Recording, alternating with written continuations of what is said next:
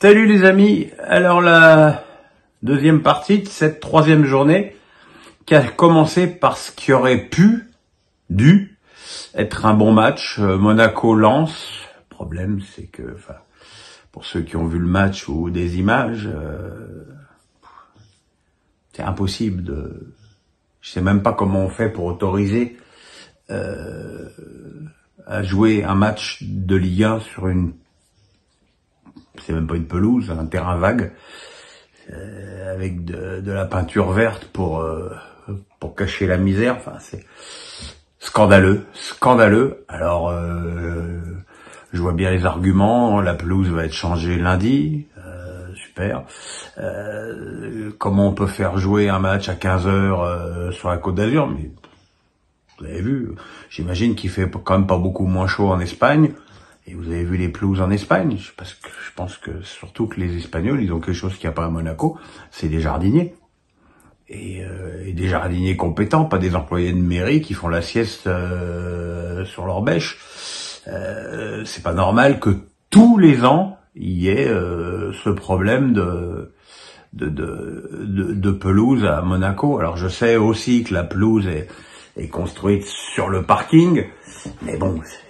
C'est pas possible. Alors du coup, le match a été gâché par ce terrain, parce que les joueurs n'avaient pas des bons appuis, parce que le ballon rebondissait dans tous les sens, parce qu'il y avait des faux rebonds, parce qu'il y avait du sable qui jaillissait sur des joueurs. Enfin bref, insupportable. Et puis bon, le match a quand même eu 2 buts. Le Zakaria qui a ouvert le score de la tête sur un coup de pied arrêté, alors qu'il y avait un but de Lens qui avait été refusé pour une main, à mon sens, très sévère.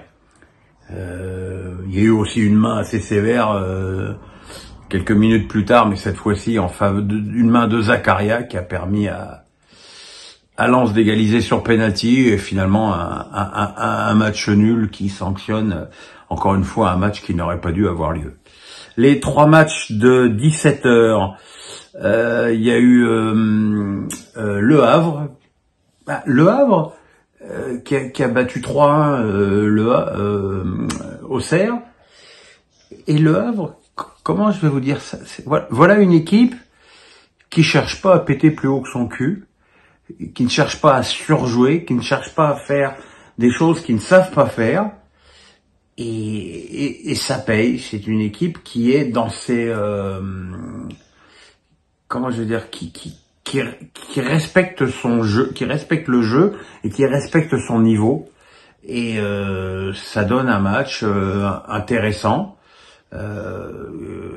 qui s'est évidemment décanté avec le penalty de Touré à la dernière dans les arrêts de jeu. Mais voilà, c'est quand même une équipe qui a pris 6 points. Et quand on sait ce à quoi on imagine Le Havre être destiné, prendre 6 points sur les 3 premiers matchs, c'est tout à fait formidable. Donc derrière, il y a eu quoi d'autre? Il y a eu la très nette victoire de Nice à Angers. Alors autant Saint-Étienne est très très inquiétant, autant Angers peut être classé dans le même sac, ou dans le même paquet, ou dans la même boîte, comme vous voulez. Alors autant Saint-Étienne, ce qui saute aux yeux, c'est sa faiblesse offensive, autant Angers, ce qui saute aux yeux, c'est sa faiblesse offensive. Voilà, défensif, pardon.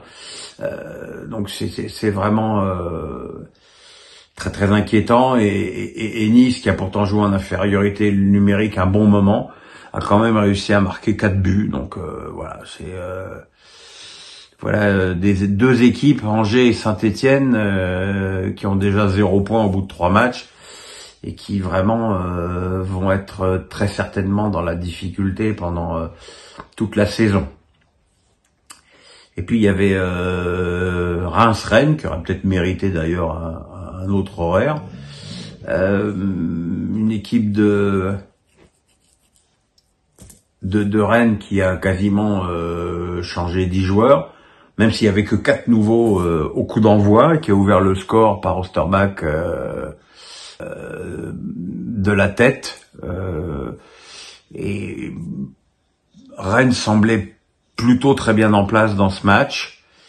Et puis voilà. Et puis les Rémois qui restaient sur une mauvaise impression, mais encore une fois dans des conditions un petit peu particulières, avec la blessure d'Angel Gomez, ont su réagir. Ils ont égalisé de la tête par Ito, avant de prendre l'avantage sur une autre tête de Diakité, sur laquelle Steve Mandanda est loin d'être inoubliable.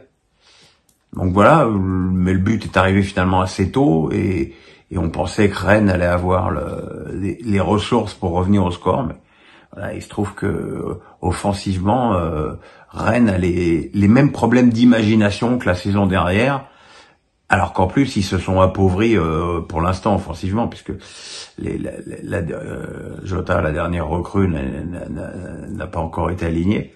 Mais voilà, ça fait 2 déplacements consécutifs pour les Bretons, 2 défaites, et un début de saison certainement très peu conforme à ce qu'espéraient les Rennais. Et je suis pas certain que la patience de Pinot reste très longtemps, et que si ça continue comme ça, Julien Stéphan n'ait pas assez rapidement des problèmes. Et puis ce soir, il y avait le gros match, Lille-Paris. Malheureusement, ce qui a un petit peu faussé les débats, c'est que Lille a obtenu son billet pour la Ligue des Champions à Prague dans la semaine, et que c'était évidemment le match le plus important de la semaine, et que là, du coup, Genesio a été obligé de faire un petit peu de rotation, alors qu'il n'y a pas grand chose pour en faire d'ailleurs de la rotation, mais Montmeunier, Jonathan David étaient sur le banc, et le match a été plutôt de très bonne qualité, avec vraiment un vrai bon rythme, mais à ce rythme-là, c'est le PSG qui a pris les devants assez facilement finalement en première période, avec d'abord un penalty concédé par Alexandro, qui est rentré dans le dribble de Dembélé, qui a penalty transformé avec une désinvolture assez incroyable par Vitinha. Deuxième but magnifique de Barcola, encore lui, après un 1-2 avec Asensio. Et puis en deuxième période, les Lillois ont cherché à comment dirais-je, à